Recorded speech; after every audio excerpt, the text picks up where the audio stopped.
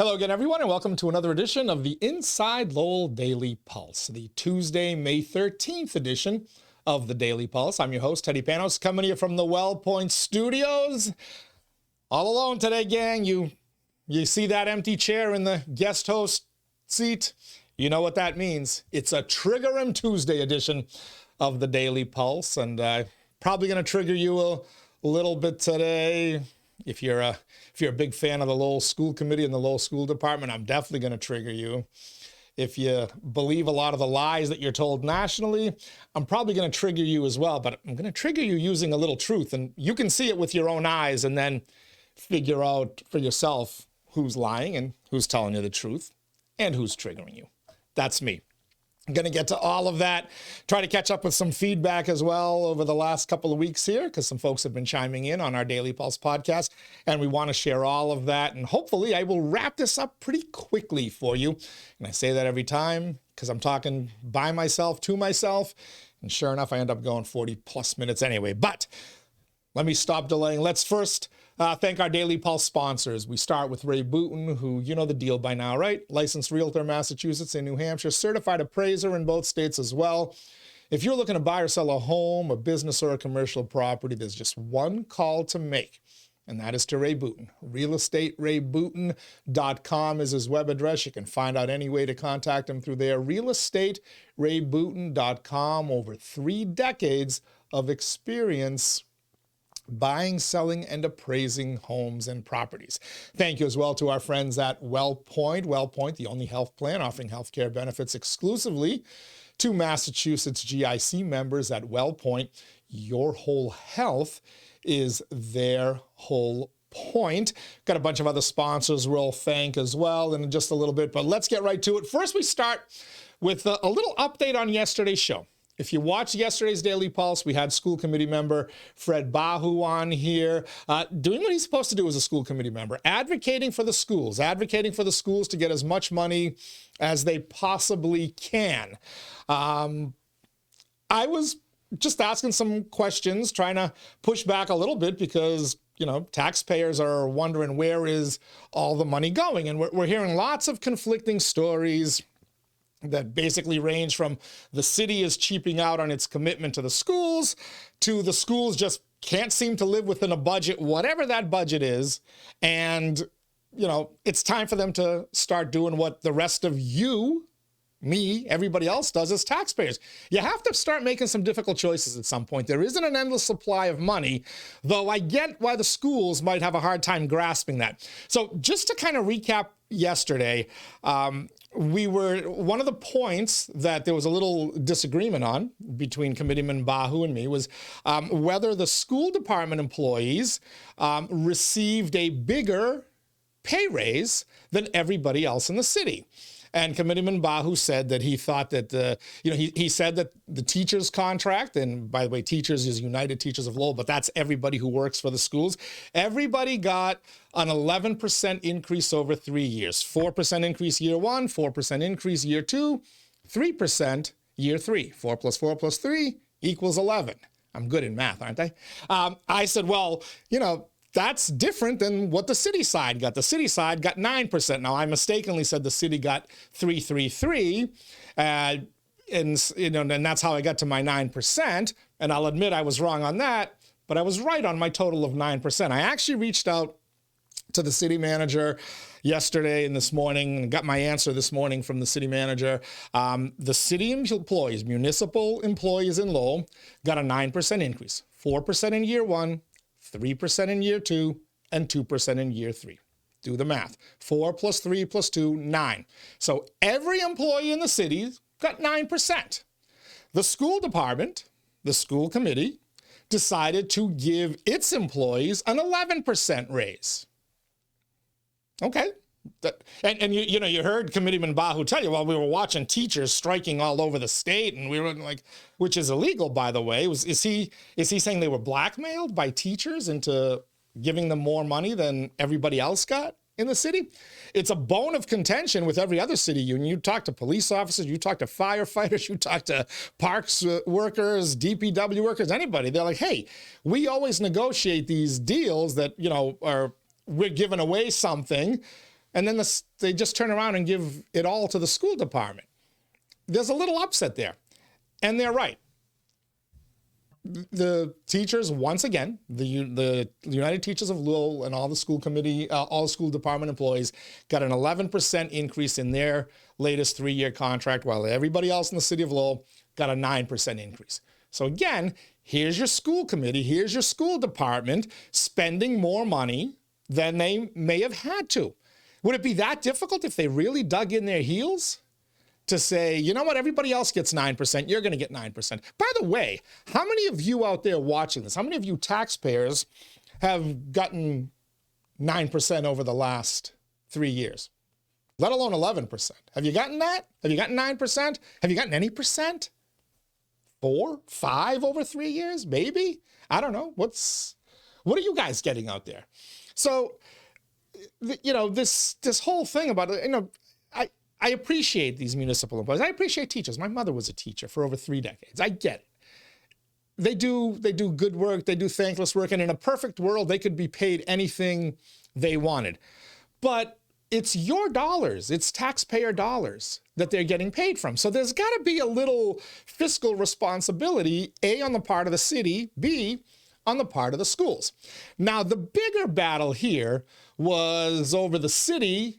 Instead of giving the schools their $14 million in cash that they were anticipating, the city decided to give the school department 10% in this budget. That's the report, and we're going to start to see it all unveiled now. But the city manager does have a letter in there that explains his thing. The school committee explained their thing, and they're clearly $4 million apart.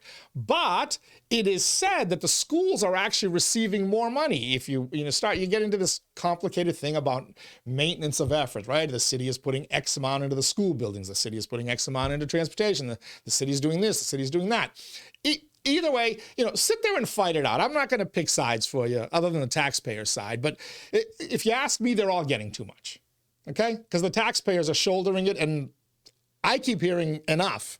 But, you know, far be it for anybody to negotiate, you know, a better deal for the taxpayers. But there was an interesting point in the discussion yesterday where Committeeman Bahu was asked, well, you're getting, because the state, even though the city is cutting $4 million from you, the state is giving you $18 million more, which is an increase of anywhere, depending on the math that you juggle, an increase of anywhere from 5 to 6% more money than they have overall in their budget. They have a $271 million budget. Like, that's the proposal. And that is an increase, as Committeeman Bahu said, he acknowledged, it's anywhere from a 5.5% increase, somewhere thereabout, give or take a few bucks. And I asked, you can't live with the 5.5% increase in your budget? Doesn't matter who it comes from. Either way, it's coming from taxpayers. Lowell's, the states. Lowell is part of the state, so you're paying into the state tax as well. But, you know, at least the people in Drake are helping you pay it along, the people in Chelmsford, et cetera. But school department can't live with a 6% increase in the budget. And that's when the discussion came out about the 443 and the 432, yada, yada, yada. But we did get a little bit more information, and this was regarding the House bill, which does have a significant increase in school funding. And now, is it a final deal yet? No, not yet, but it appears the Senate is moving along the same path from all indications that I've gotten. It also appears that the governor is not averse to signing any of this. So, you know, first, when all is said and done, the deal will be struck. I doubt a single teacher will be laid off. I doubt a single paraprofessional will be laid off. An administrator or two might get reassigned or let go, but in terms of the classroom cuts, I'm making my prediction. You're not going to see a single cut that affects the classroom directly. Might affect administration, but, you know, if you're going to cut, that's where you need to cut. But anyway, this is what the House budget for fiscal year 2026, Massachusetts House of Representatives, $61.5 billion state budget, $61.5 billion. Talking about people who need to learn to live within their means. But anyway, provide an additional $120 per pupil in minimum aid supplements increasing the minimum aid to $150 per pupil. So they're making increased payments to students per pupil. But here's the part where it says what Lowell is going to receive. And this came from Representative Van Howard's office, sent to the city of Lowell. Quote, Lowell is set to receive $261,489,114 in Chapter 70 funding. $261.489 million the city of Lowell will receive in Chapter 70 funding. That is the school department funding from the state. You throw in the $10 million from the city, and that's how we arrived at that $271 million, give or take, that we were talking about yesterday. An increase, Representative Howard goes on to state, of $18,438,068 from the fiscal 2025 budget, which was about $243 million. So here's some simple math for you. The school department can teach this kind of math to the students. They might want to teach it to themselves and their negotiators. An $18.438 million increase in state funding to the city of Lowell Public Schools amounts to a 7.5% increase in state funding. So the school department isn't just happy with the 7.5% increase. No. They want to get the extra $4 million from the city, which is a lower amount than they got last year. I'll give them that. But the city's saying, well, between what we're putting into the buildings and other costs, we're more than making up for that $4 million. As a matter of fact, the manager said it in his letter. You'll hear that discussion tonight as well. But at some point, and I get education is important, kids are important, and all this stuff. But at some point, don't you have to have a little fiscal responsibility? You can't live with an increase of that much money. You can't live with an increase of $18 million from the state, slash away the 4 from the city, but, I'll just do the quick math here on my phone, right? 4 million. Yeah, sorry, I hit the wrong key there, but I'll do it here. 4 million divided by 14,438. You can't live with a 5 or 6% increase? You can't live with that increase? 14, I counted it wrong. 14 million by 271. 5.16%. I don't know if you can see that number on my phone here. You can't live with a 5% increase in your budget. And by the way, they're going to get more. They're going to get more from the city. There'll be a negotiation. And like I said, not a single person's going to lose a job over this. But, at some point, don't the schools owe it to taxpayers to just kind of say, hey, let's live within our means? And you hear a lot of talk about, well, we eliminated this many positions. We're going to eliminate this many positions. I'm seeing conflicting things. I'm seeing conflicting things, and I don't really believe any of it, to be honest with you. Some people who are laid off are actually getting reassigned to a different title and whatnot. If you have to cut administrators, then cut administrators. You don't have to cut I don't believe you need to cut the classroom. I do believe you need to learn how to live within your means. And I believe that, it's too late for the last contract negotiation. But at some point, your school committee and your school department has to negotiate a better deal with its unions and try to get in line with the city unions. If everybody across the city, police, fire, teachers, street workers, whatever, if they're all getting the same increase, that's fair. If one group consistently gets a higher percent increase in pay than others, there's something wrong there. I can see why police, I can see why fire, I can see why others are upset. But, I just wanted to clarify that yesterday, because what I believed was true. I may have been wrong about it being 333. It was 432, but everybody in the city got a 9% increase. The school department workers got an 11% increase. Okay? That's your problem. Okay? Don't pay that 2% extra and you might be able to live very comfortably within your means and not have to make any cuts. But again, I would be shocked if there are any cuts in the classroom, okay? I believe your cuts will come, some reshuffling of the deck up in the administrative offices, maybe, some reorganization. But I believe that it's all going to be worked out. And in the end, the taxpayers of Lowell will foot the extra 2.5% tax increase along with the increased water and sewer charges and all these other charges that you get.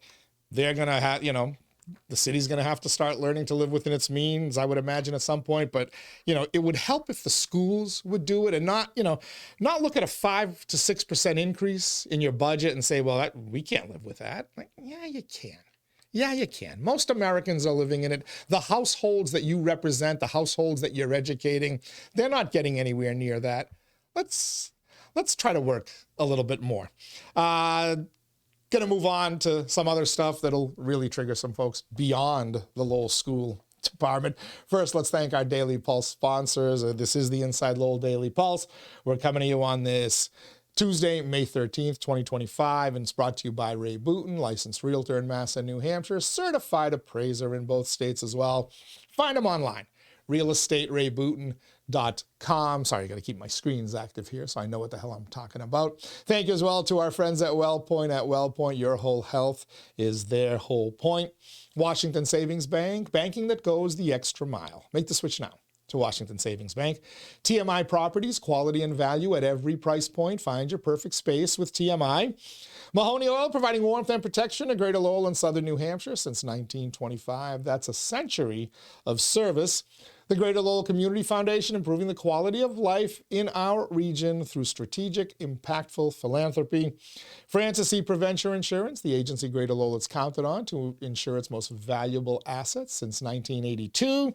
And by the Massachusetts Pirates, they're bringing all the hard-hitting action and excitement of arena football to the Mill City. All right, on to some national stuff. There was a fascinating interview I saw on CNN. I'm sure if you're afflicted with that terrible disease, TDS, Trump derangement syndrome, you've seen this by now. And the ICE actions. By the way, hearing ICE is all over Lowell again today. Mucho ICE sightings in Lowell today on this Tuesday. But in Worcester, there was an altercation as somebody was apprehended by ICE in Worcester. People are starting to gather. People are starting to try to get in the way of ICE. I would strongly recommend not doing it. You could face federal obstruction of justice charges, if not more. But hey, if that's your thing, if you wanna go to war, if you wanna risk getting arrested for gangbangers and rapists and pedophiles and wife beaters and whatnot, which the Democratic Party and the TDS afflicted are doing, I'm not going to stand in your way. I have this saying: when your adversary is self-destructing, don't stop them. Let them go. Folks, I would advise against it. There are better ways to make your point, to fight your political battles. But if you want to get in the way of ICE agents, if you want to touch ICE agents, if you want to create altercations, by all means, I'm not going to stop you. I'll laugh at you. But there was an interview with these 3 New Jersey representatives who were on CNN on Sunday morning. I believe the show's State of the Union with Jake Tapper, but Jake's out doing a book promotion tour that we're going to talk about in a second. So Dana Bash was the CNN anchor there, and she was talking to 3 of them, including one of them was Representative Bob Menendez, or Representative something Menendez, whose father, I believe, just got convicted or whatever. Maybe the guy wanted to get into the ICE facility to see if his father was there because he's in some legal troubles. I'm kidding. But there was one a little bit more elderly representative there who was spinning a tale of abuse and woes, and we were just doing our congressional oversight. And then there was this younger woman, Representative LaMonica McIver, who, it was alleged by ICE, started what they called body slamming ICE agents. She was asked about it on CNN by Dana Bash. who incredulously kind of stood there and watched Representative McIver deny body slamming anyone. I don't even know how to body slam anyone, Congresswoman McIver said, as a video of her bumping into, pushing, it appears, ICE agents was playing in the background. Now, the word body, maybe I'll give the Congresswoman the benefit of the doubt, right? Maybe by body slam, she meant what, Hulk Hogan and The Rock used to do. They pick up their opponent and body slam them onto the mat. Other folks use the word body slam when somebody thrusts their body into you. But in sports, it's called chest bumping when they're doing something good, but others will call it body slamming. So the words, body slamming, do we want to get into the semantics of what a body slam is and what it isn't? But, ICE is accusing the White House, and ICE agents and representatives are accusing this woman of body slamming ICE agents. She's saying, I didn't body slam anyone. I think she also used the word touch or whatever, which we'll get to in a quick second. But let's look for ourselves, shall we? Here is the segment from CNN, Dana Bash and Congresswoman McIver, along with some others who you'll see on your screen. But the DHS also says that, in their words, you were body slamming an ICE officer. Is that what we're looking at? Is that what happened? Absolutely no. I mean, I honestly do not know how to body slam anyone. There's no video that supports me body slamming anyone. As Congresswoman Bonnie Watson Coleman said, we were simply there to do our job, therefore oversight visit, and what you're watching in a video, and we don't have all of the body cam, and we hope that all of the body cam is released. It was a very tense situation. It unfortunately did not have to be like that. They created that confrontation, they created that chaos, and then ultimately went to arrest the mayor of the largest city of New Jersey, who is my mayor and my constituent. And it was very difficult to watch that happen, but absolutely, I did not body slam anyone. So you saw the video. Representative Congresswoman McIver was the woman in the red shirt, the red jacket, I should say, and you can see her. I mean, she didn't pick up and body slam someone Hulk Hogan style, but she is clearly, she's got her elbows up, her arms up, and she is pushing her way through ICE agents. Absolutely no. I mean, I honestly do not know how to body slam anyone. There's no video. Pretending to be this sweet, calm woman, even put her glasses on for the interview with CNN and Dana Bash. She's telling you, I did no such thing. So who are you going to believe? You saw it. Should we play it again? But the DHS also says that, in their words, you were the body woman who is slamming seen an ICE pushing, officer. body bumping? Is that what we're looking at? Using her body to happened? push through ICE agents? Absolutely. Or are you going to believe your own to. eyes? What did your eyes just show you? She's lying to you about something that is on body cam footage. Now, for her to lie before Sunday morning, that CNN interview, which was what? What time was that again? The DHS like also says that, in their words, you were body slamming I'll an get the ICE exact officer. time in a quick second. But if she's... Is that what we're looking at? For Is her that to what lie happened? about it beforehand, okay, you did something you shouldn't have done, right? My son and my daughter do it all the time. They lie, right? I did nothing, Dad. I did nothing. It wasn't me. It was your sister. It was your brother. Yeah, there you go, 9:22 a.m. By 9:22 a.m. Sunday, she knows CNN has this video. She knows Homeland Security has released it. Dana Bash has told her. Dana Bash, who, trust me, she's a Democratic operative with a press pass. She was trying to be as gentle as possible, but her lying eyes, she knew they were telling her the truth. So she's trying to tell you, well, there certainly was an awful lot of pushing and shoving. She didn't even say who was initiating it, but she's trying to let Congresswoman McIver kind of have a chance to explain away, well, they were pushing the mayor, they were arresting the mayor, I got heated, I got caught up in the moment. No, I did nothing. I did nothing. She's lying to you. She's lying to you. There was even a quote from her that there's some of that body cam footage picks it up where one of the ICE agents, at some point a female ICE agent, stepped in and said, don't touch him, don't touch her, don't touch anyone. To which Representative McIver, that sweet lady in the glasses there that looks so calm and so peaceful, said, I touch whoever I want, mother bleeper.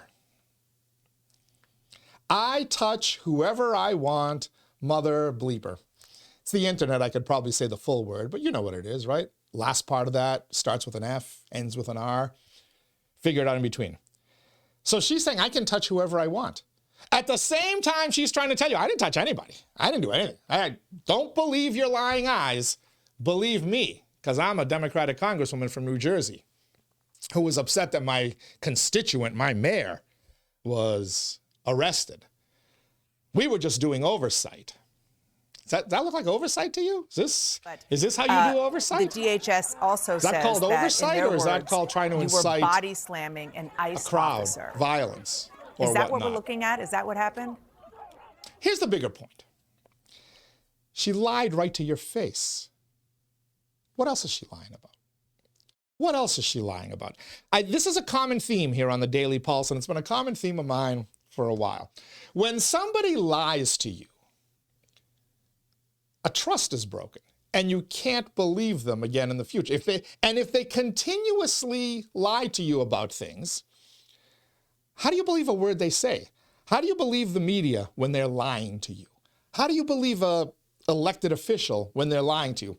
And I get it, in politics, right, there are lies, there's spin. There's a fine line between spinning an economic or jobs report and whatnot. But there's the DHS also says that in their this words, is a woman in a red vest who is Congresswoman McIver. Is that what we're looking at? Is that what happened?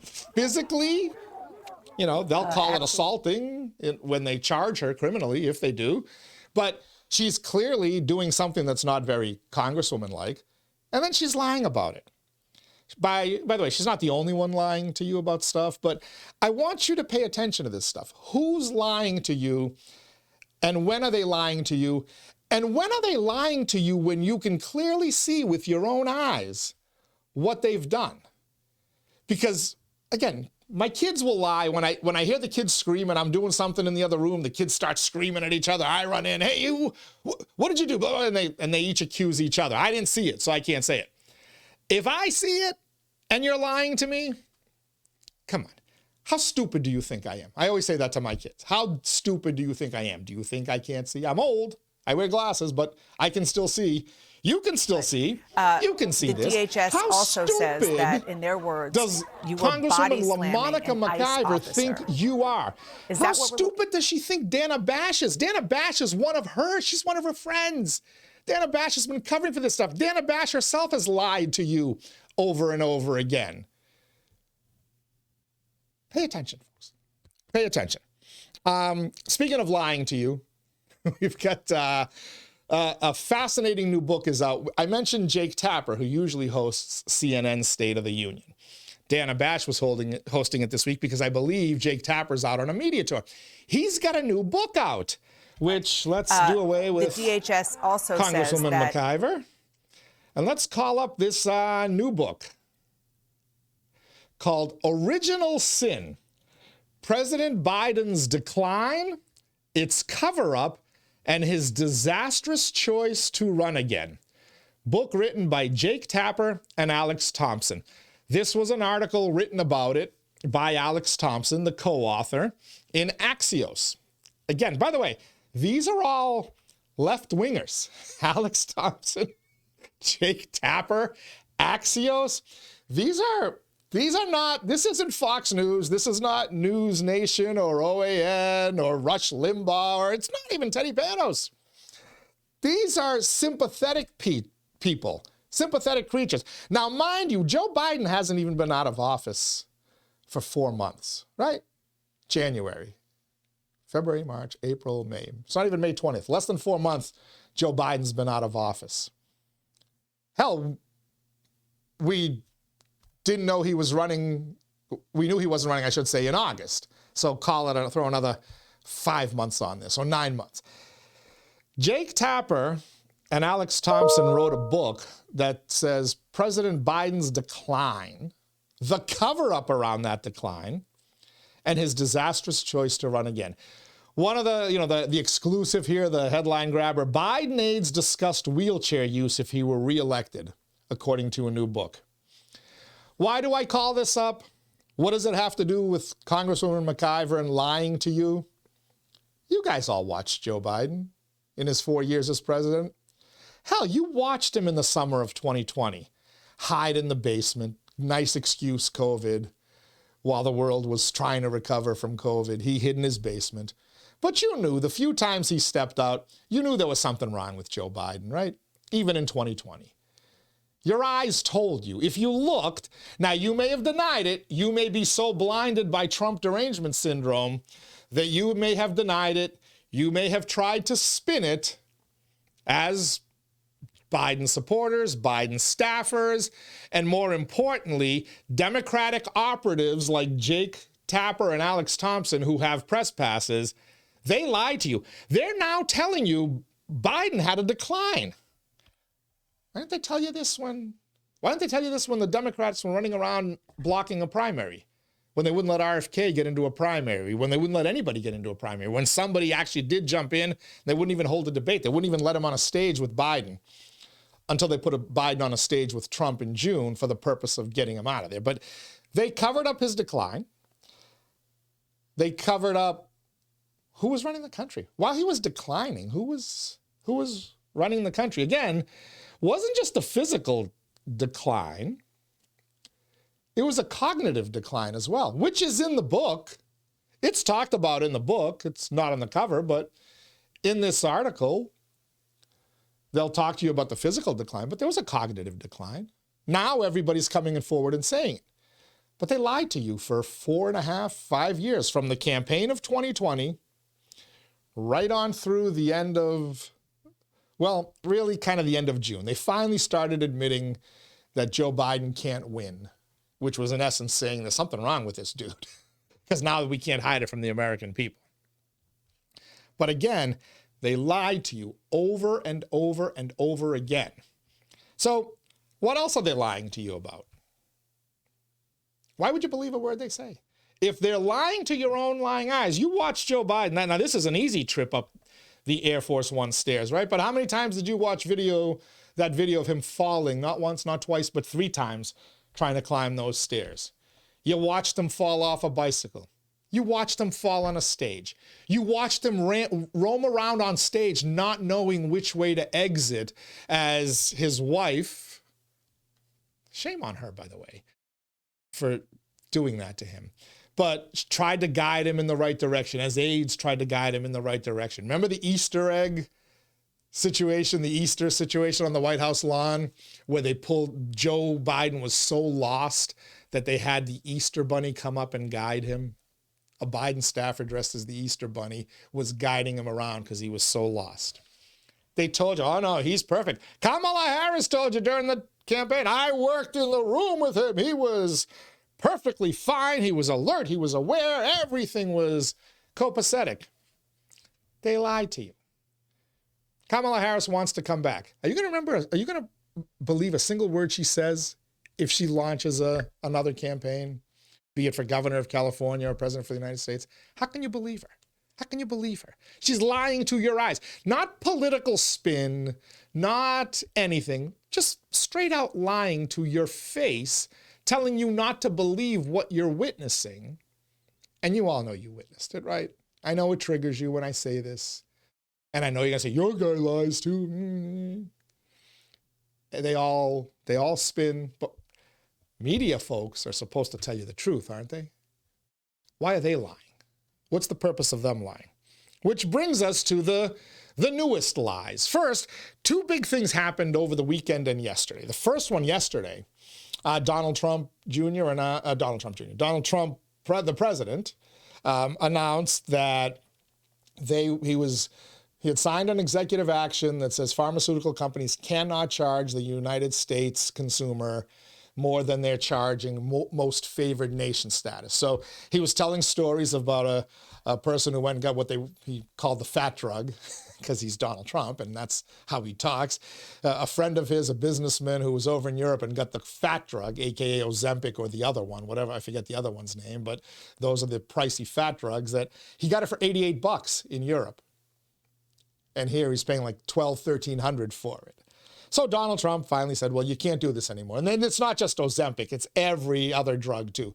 These pharmaceutical companies charge you more in the United States of America than they charge other countries. Why?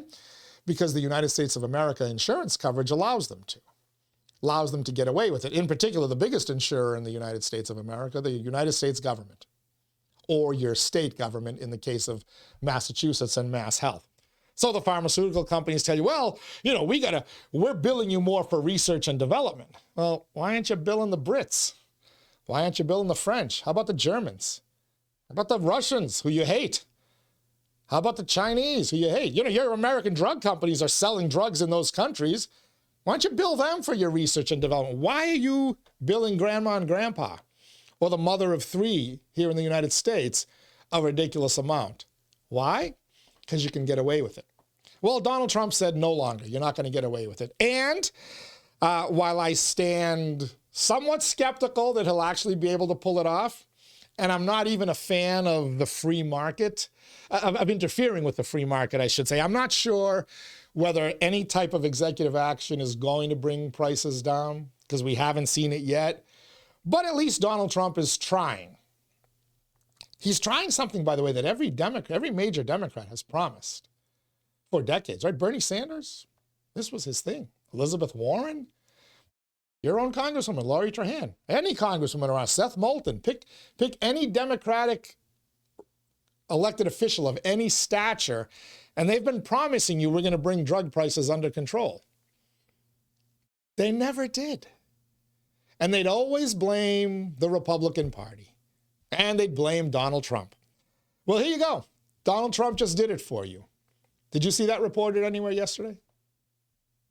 If you put aside Fox, put aside OAN, put aside the Trump-leaning news outlets who give you their own spin. Was it a big deal? This should have been a major story. This should have been the major story of yesterday. The major story of yesterday, not some Qatari jet that is saving the American taxpayer a couple $100 million. But you want to turn it into a corruption thing. And yet, because Donald Trump is going to get to keep that jet afterwards. Sure. Believe Jake Tapper. Believe Dana Bash. Knock yourself out. They've never lied to you before. But why weren't they talking about this? This was a major, major initiative. RFK Jr., Robert F. Kennedy Jr., who, when he spoke about this yesterday, said Donald Trump can't be bought off. He acknowledged that all the major politicians get major contributions from pharmaceutical companies. He said, Donald Trump, you got like $1 billion from pharmaceutical companies and employees during the campaign. And you still turned around and did this to them. RFK Jr. was applauding him. Here's a little snip of what RFK Jr., Robert F. Kennedy Jr., said yesterday during the event announcing this. Every major Democratic leader for 20 years has been making this promise to the American people. This was the fulcrum of Bernie Sanders' run for presidency. It's one of these promises that politicians make to their constituents, knowing that they'll never have to do it. I never thought that this would happen in my lifetime. I have a couple of kids who are big Bernie Sanders fans. That's RFK Jr.'s kids are Bernie Sanders fans. And when I told them that this was going to happen, they had tears in their eyes. We finally have a president who's willing to stand up for the American people. It's Robert F. Kennedy Jr. saying. I know you all hate him now. You all hate him because he joined the dark side, right? He joined Team Orange after the assassination attempt. He dared challenge Joe Biden in the cognitive decline. Robert F. Kennedy just wanted a primary. He wanted to get on a debate stage with Joe Biden, and you guys wouldn't let him because you knew what would happen if Joe Biden got on a debate stage with Robert F. Kennedy Jr. But he's telling you this. It's a big deal. You weren't told about it. But then again, it's not a lie. But you know what is a lie? The Trump tax cuts were revealed, or I should say the Trump budget and the proposals was revealed. And it started all of the coordinated effort on social media, emails, Facebook posts, Instagram, Snapchat, Twitter /X, whatever it is nowadays. It all started. Donald Trump is going to cut your Medicaid, your Medicare, your this, your that. He's going to cut all that to give his billionaire friends a tax cut, right? That's the framing. That's the framing the Democrats and their Democratic operatives with press passes in the media would like you to believe. That everything that Donald Trump is doing in his budget is to benefit his billionaire friends, especially that evil billionaire, Elon Musk. Do you know what Donald Trump's tax proposal includes on there? I'm going to tell you, don't take my word for it. I'm a Trumper. You know I love Trump. If you watch this at all, if you've listened to me on the radio for any length of time, if you read my writings, you know I'm a Trump fan. So don't believe me, but just go see it. Go look at the bill. Go look at the budget proposal. In there, these quote-unquote billionaire tax breaks include no tax on Social Security. It doesn't say no tax on billionaire Social Security. It says no tax on Social Security. So if you're a senior collecting Social Security, you're not going to get taxed for that. No tax on tips. It doesn't say no tax on billionaires' tips, probably because I don't know a single billionaire who's waiting tables or serving hash, slinging hash at some breakfast diner throughout Greater Lowell. No tax on Social Security, no tax on tips, no tax on overtime. Who collects overtime? Billionaires? Elon Musk get overtime? I don't think so. He gets a big enough salary as is. Fortune 500 CEOs, they don't get overtime, do they? Not that I know. Again, I'm not crying for them. They're getting paid more than enough, but Donald Trump says no tax on overtime. Who's that helping?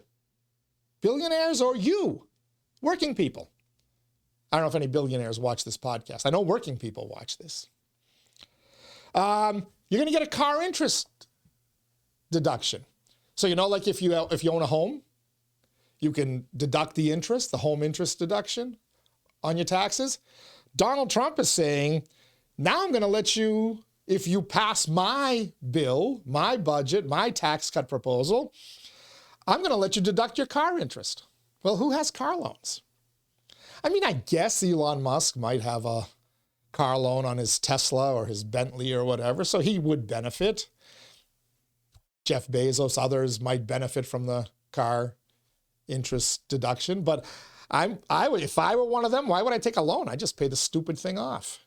I got enough money to buy the thing outright. Why the hell would I pay a loan?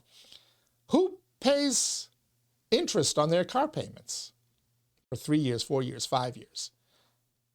I did, and I'm going to again when I buy my new car soon. My wife, my wife's mother, my wife's grandparents, you, your parents, your grandparents, your kids. So explain to me how Donald Trump is giving only tax breaks to billionaires. Now, he's talking about lowering the corporate tax rate. He's talking about lowering, maybe even eliminating the income tax. Talking about eliminating the income tax for those under $200,000 a year, I believe was the number. Again, the billionaires, they're above $200,000 a year, are they not?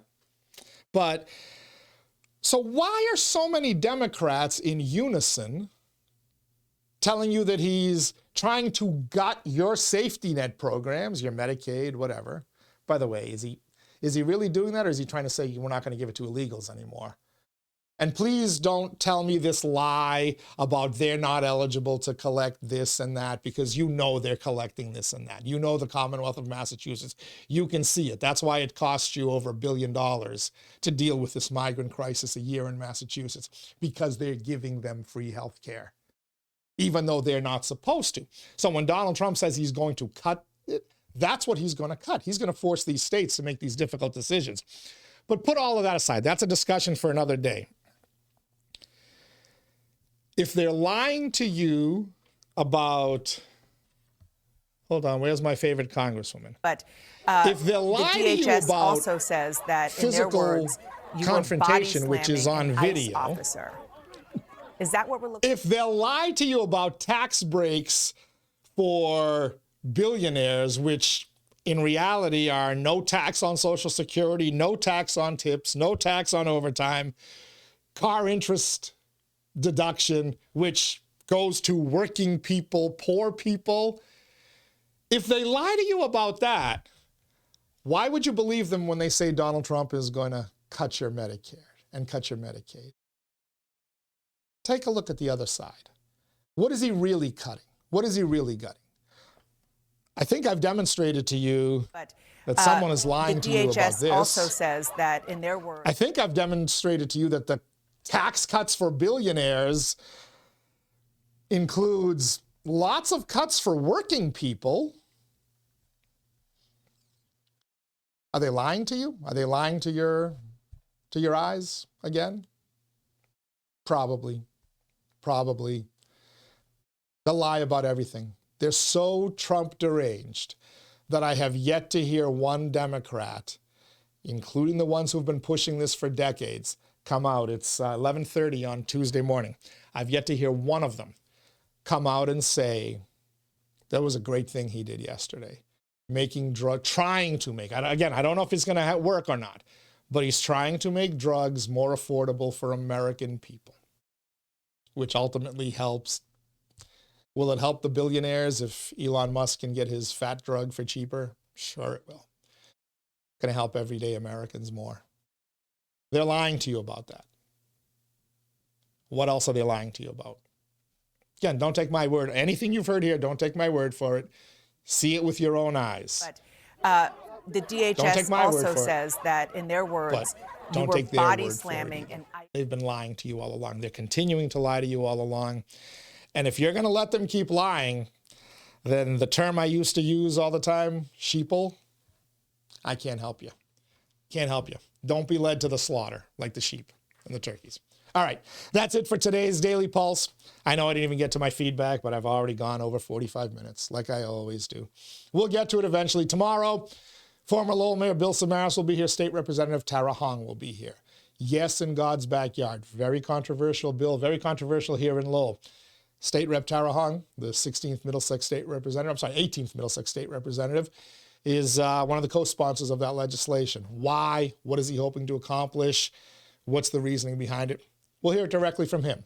That's on tomorrow's Daily Pulse. Till then, everybody, stay safe. Enjoy this beautiful spring day, and I'll catch you on the other side. Oh, believe your lying eyes.